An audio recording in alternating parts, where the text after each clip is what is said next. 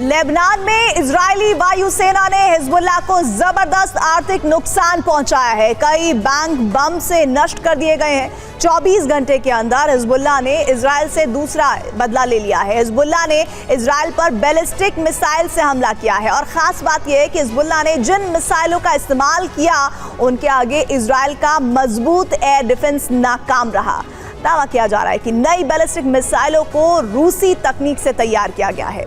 Israel के कई और शहरों में रॉकेट से हमले किए गए हैं।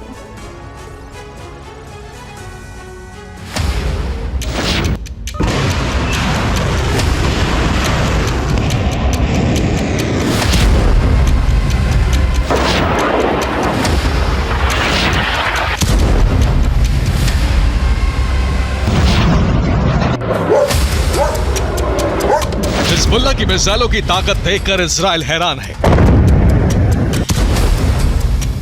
अमेरिका भी हैरान है।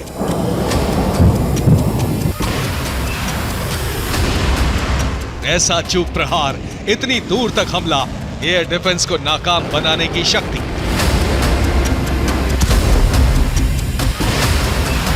अचानक हिजबुल्लाह के पास इतने ताकतवर हथियार कैसे आ गए?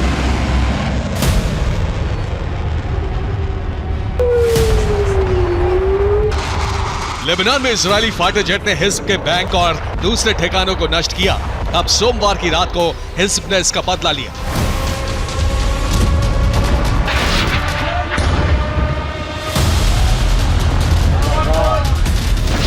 तेल अवीव से मिसाइल का जोरदार धमाका हुआ। मिसाइल हमले के दौरान अलर्ट का सायरन नहीं बजा। बेन गुरियन हवाई अड्डे तक हिज्ब का ड्रोन पहुंचा। तेल अवीव के तटीय इलाके में 2 बार धमाके हुए।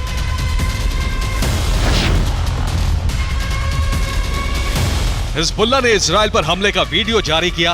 किसी सीक्रेट ठिकाने से मिसाइल को लॉन्च किया गया। वीडियो में दावा है कि हिजबुल्लाह ने नस्र 2 मिसाइल का इस्तेमाल किया।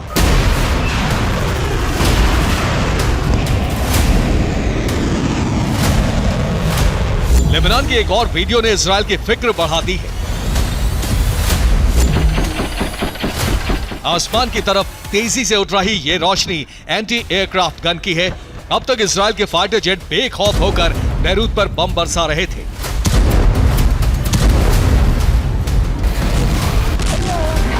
लेकिन 2 दिनों से हिजबुल्लाह ने अपनी नई ताकत का सबूत पेश कर दिया है।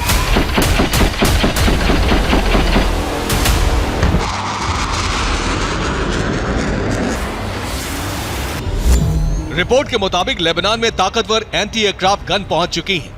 एक दिन पहले इजराइल के हर्मीज 900 ड्रोन को गिराया गया। अब एंटी एयरक्राफ्ट गन से फाइटर जेट पर फायरिंग की गई।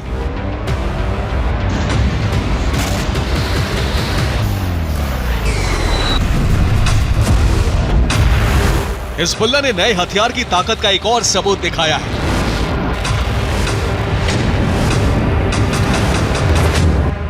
किसी जगह से anti tank guided missile fire होती है और उसके बाद नजर आता है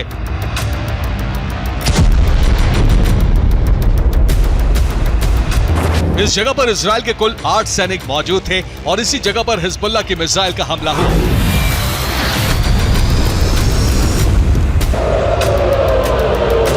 सिर्फ हिजबुल्लाह ही नहीं बल्कि सीरिया के इस्लामिक रेजिस्टेंस ने इजराइल पर हमला किया।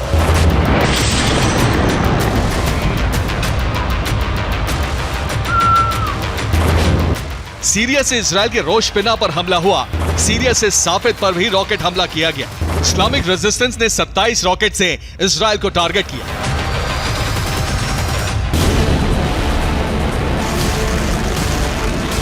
रिपोर्ट के मुताबिक नस्र 2 के साथ हिजबुल्लाह ने हमले के लिए अल्मस गाइडेड मिसाइल का भी इस्तेमाल किया। मिसाइल के साथ नॉर्थ इजराइल को टारगेट करके लगातार रॉकेट हमले किए गए।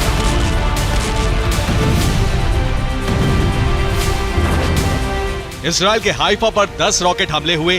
क्रायोत इलाके में रॉकेट इंटरसेप्ट किए गए। गैलिली और कार्मेल पर भी रॉकेट से हमले हुए। हिजबुल्लाह की long range rocket West Bank तक पहुंचने में कामयाब रहे। वेस्ट बैंक के रामल्ला में भी रॉकेट से धमाका हुआ।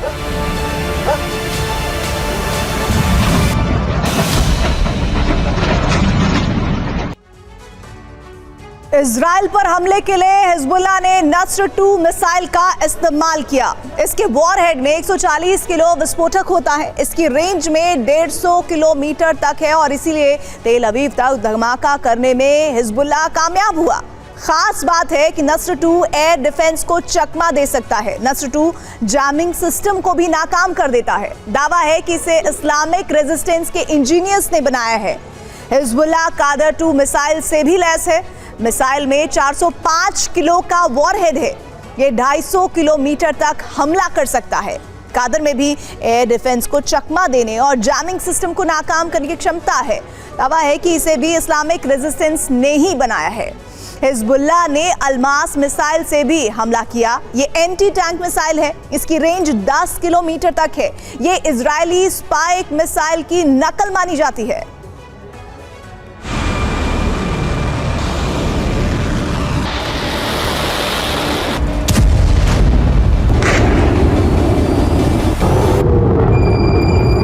हिजबुल्लाह का दावा है कि रूस और इस्लामिक रेजिस्टेंस के इंजीनियरों ने मिसाइलों का प्रोडक्शन किया है, लेकिन सच्चाई यह है कि ईरान ने सीरिया में कई अंडरग्राउंड मिसाइल कारखाने बनाए हुए हैं।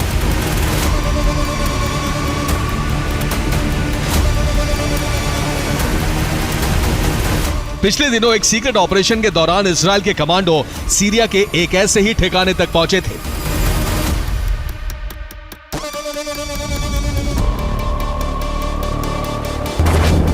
सीरिया से ईरान के 6 वैज्ञानिक पकड़े गए थे।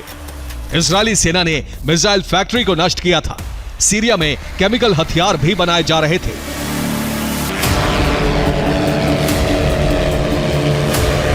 रिपोर्ट के मुताबिक नसरल्लाह की मौत के बाद हिजबुल्लाह के हौसले को बढ़ाने के लिए ही सीरिया से ताकतवर रॉकेट और मिसाइलों की सप्लाई की गई है।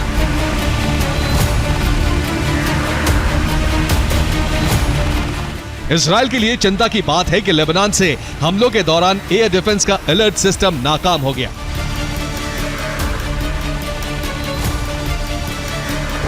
वॉर एक्सपर्ट्स के मुताबिक इन हथियारों में रूस की तकनीक के इस्तेमाल का संकेत मिल रहा है।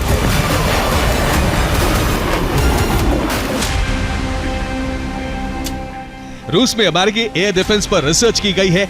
इजरायल का एयर डिफेंस अमेरिकी तकनीक से बना है। रूस ने एयर डिफेंस को नाकाम करने का तरीका ढूंढा है।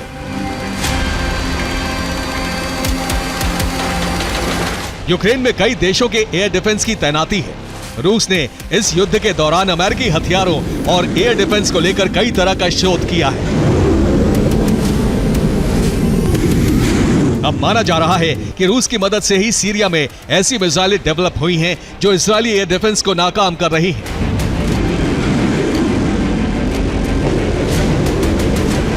इजरायल में अमेरिकी थाड की भी तैनाती है।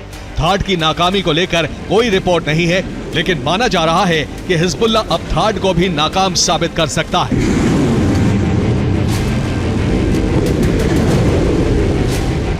हिजबुल्लाह के हमलों के बाद पेंटागन में बैठक हुई है। इजरायल की सुरक्षा बढ़ाने पर नई रणनीति तैयार हुई है। इजरायल के एयर डिफेंस की समीक्षा भी की गई है। ग्राउंड ऑपरेशन के दौरान होने वाले हमलों में इजरायली सेना के हथियार भी हिजबुल्लाह लड़ाकों के हाथ लगे। माना जा रहा है कि इजरायली हथियारों से इजरायल पर ही प्रहार हो रहा है, लेकिन उससे भी चिंता की बात है लेबनान में ताकतवर एंटी एयरक्राफ्ट गन का पहुंचना।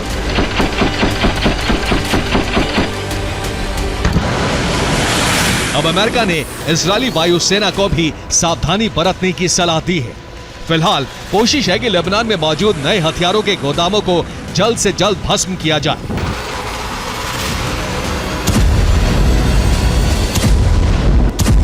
सीरिया लेबनान सीमा पर इजरायल ने निगरानी बढ़ा दी है ताकि और हथियार लेबनान ना पहुंच सके। Bureau report, TV9 Bharatvarsh.